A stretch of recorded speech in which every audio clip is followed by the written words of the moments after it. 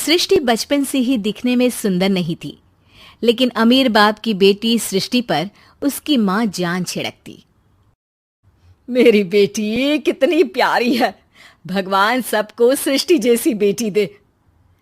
सृष्टि धीरे धीरे बड़ी होती है। एक दिन सृष्टि की सहेली कहती है, तू दिखने में कितनी अजीब सी है, लेकिन मैं जानती हूँ हम सब में सबसे अच्छी शादी तो तेरी ही होगी। तेरे पापा अमीर जो हैं। और बता नहीं सकते यार, दहेज तो हर कोई देता है, ये क्या ज्यादा ले जाएगी अपने पति के लिए? अरे बड़े शहर में कोठी है इसके पापा की। अरे पापा की है ना, कौन सी इसकी है?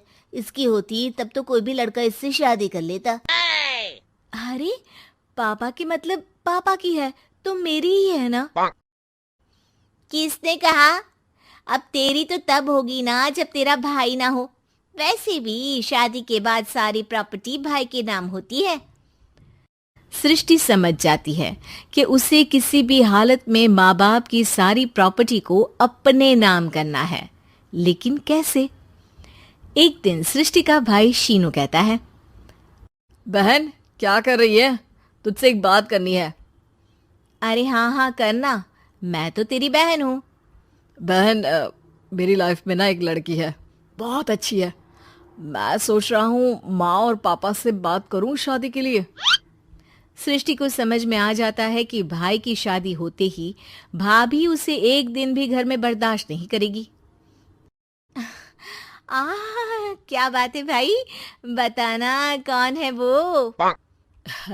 यार वो बहुत अच्छी लड़की है, पढ़ी लिखी है, मेरे साथ जॉब भी करती है। बस एक प्रॉब्लम है। प्रॉब्लम?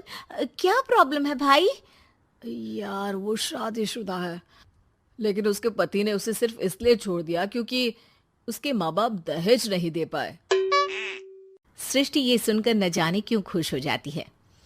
अरे भाई तो क्या हुआ, लड़की तुझे तो पसंद है ना? शीनू को लगता है कि बहन उसे समझ रही है। वो इस बात से अनजान होता है कि उसकी बहन की मंशा पूरा घर हड़पने की है। सृष्टि अपनी माँ से कहती है, मम्मी मुझे तो बहुत चिंता है, पता है शीनू क्या कर रहा है? अरे क्या कर रहा है, वो तो काम पर जाता है और वापस घर आता है। नहीं ना माँ, वो यही तो नहीं कर रहा, बाकी सब कर रहा है। आपको पता है उससे प्यार है, और वो भी एक शादीशुदा लड़की से। ये क्या हो गया, मैं सोसाइटी में क्या मुंह दिखाऊंगी? अरे तेरे पापा तो यही कहेंगे कि मैंने ही उसे बिगाड़ दिया है।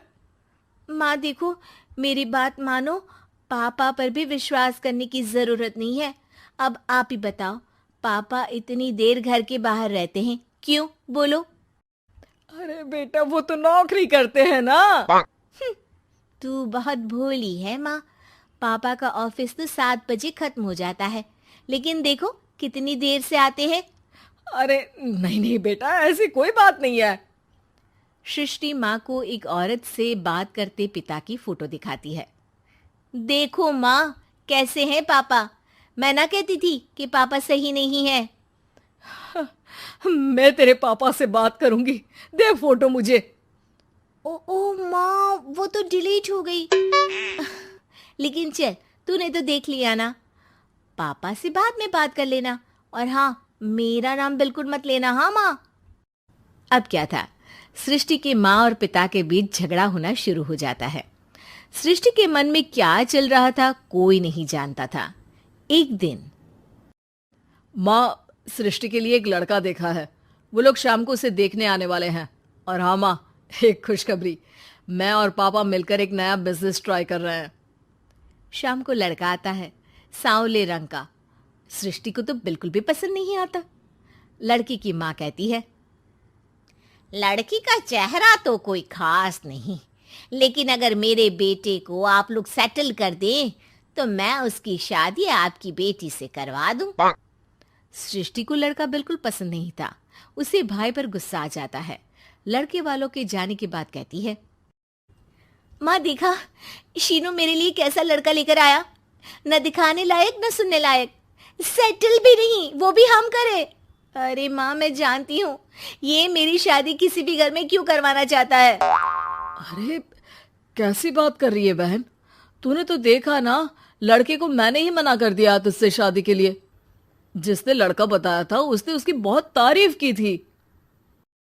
बात आई गई हो जाती है, लेकिन सृष्टि का मन शांत नहीं होता। क्या करूं, कुछ समझ में नहीं आ रहा। मेरी शादी हो गई तो ये लोग पूरी प्रॉपर्टी शीनू के नाम कर देंगे, मेरे हाथ तो कुछ लगेगा ही नहीं। तभी सृष्टि को आइडिया आता है। वो किसी वकील को फोन करती है। जी देखिए, अगर आपके मम्मी पापा का तलाक हो जाता है तो आपके पिता की आधी प्रॉपर्टी आपकी माँ के नाम हो जाएगी, फिर उसे वो किसी को भी दे सकती है। सृष्टि अब माँ को बेटे के खिलाफ भरती है। माँ, शीनू पर नजर रखा करो, वो जिस लड़की के प्यार में है ना वो शादीशुदा है। यहाँ आएगी, सारा पैसा रुपया जमीन जायदाद सब हड़प लेगी। पापा का भी हाल तुमसे छुपा नहीं है। ऐसा ना हो कि मैं और आप एक दिन सड़क पर भीख मांगे। हे भगवान, मैं तो जीते जी मर जाऊंगी अगर ऐसा हो गया तो। ऐसा हो गया नहीं माँ, ऐसा ही होगा। अभी समय है, आगे का सोच लो। मैं तो कहती हूँ पापा से आधी प्रॉपर्टी लेकर अलग हो जाओ। पापा की आधी प्रॉपर्टी भी हम लोगों को अगर मिल जाती है ना तो अगले 7 जन्म सफल समझो। बेचारी माँ बेटी के कहने पर पति से तलाक लेकर अलग हो जाती है। सृष्टि अब पैसों से गाड़ी और अपने दूसरे महंगे शौक पूरे करने लगी। उसके दोस्त भी उसके पैसे इस्तेमाल करते। सृष्टि, कल तुम कहाँ थी? मैं सारा दिन घर पर अकेली थी। तो मैं क्या करूं? मैंने ठेका तो नहीं लिया है ना तुम्हें संभालने का। माँ को सृष्टि से ये उम्मीद नहीं थी। वो बैठकर रोने लगती है। वहीं उसका पति यानी कि सृष्टि के पिता आ जाते हैं। मैं जानता था कि तुम्हारा यही हाल होगा, तो आपने मुझे रोका क्यों नहीं? मैं रोकता तो तुम रुकती क्या? सृष्टि के कहने पर तुमने मुझ पर अपने बेटे पर शक किया, लेकिन तुम ये भूल गई कि कैसे हम दोनों ने मिलकर जीवन में इतना सब खड़ा किया। माँ पति के गले लग जाती है। मुझे माफ कर दीजिए, मैंने आपकी कमाई का एक बड़ा हिस्सा गवा दिया। कोई बात नहीं, तुम साथ हो तो मैं ऐसी 7 प्रॉपर्टी खड़ी कर दूंगा। तभी वहां सृष्टि आ जाती है रोते हुए। माँ, मयंक ने मुझे छोड़ दिया। वो बोल रहा था जब तक मेरे पास पैसे थे तब तक ही वो मेरे साथ था। पापा, माँ, मुझे माफ कर दीजिए।